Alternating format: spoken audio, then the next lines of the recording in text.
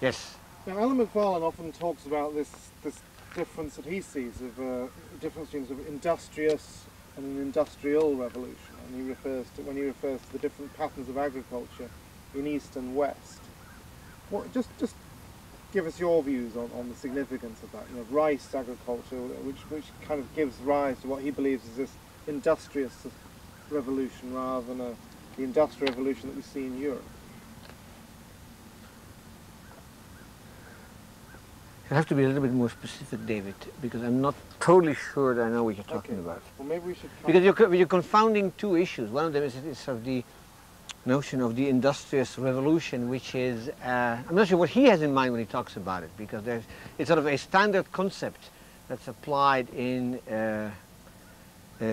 European history, which has nothing to do with rice. So you're confusing me there. Okay, shall we stop? What is it he maintains? Yeah. Rice.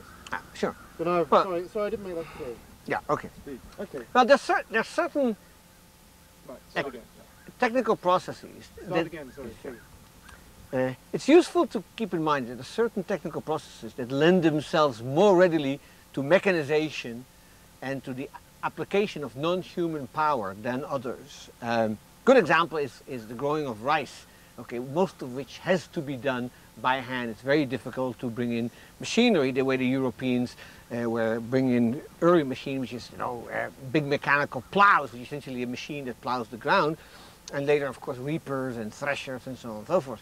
But within the West too, there are certain crops that do not lend themselves very well to mechanization. Milking of cows, for instance, isn't mechanized until the 20th century. So is the picking of cotton. Yet, if the central crop of a society is difficult to mechanize, which is to some extent true for rice-based agriculture, then it's clear that this is going to involve a very radical reorganization of the labor force towards its sort of very intensive application of that crop. That is to some extent what we observe among the form of agriculture that the peasantry in southern China are involved in, but we see the same thing here in the United States in the South. When cotton picking could not be mechanized, the way the problem is solved is basically is you take slaves and you have slaves pick the cotton.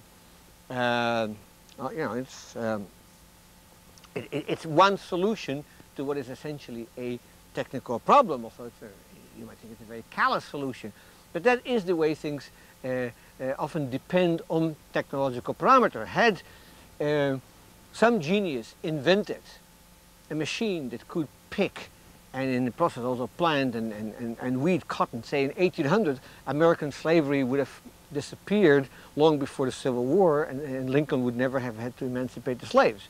The point is that you needed the slaves in order to grow the cotton.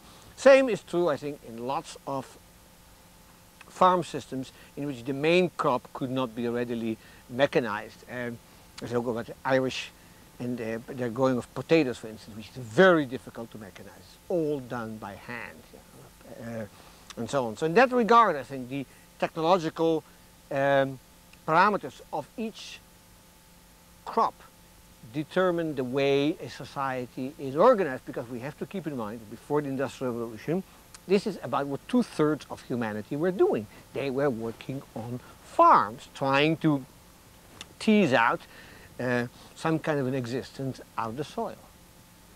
Good. Let's break it.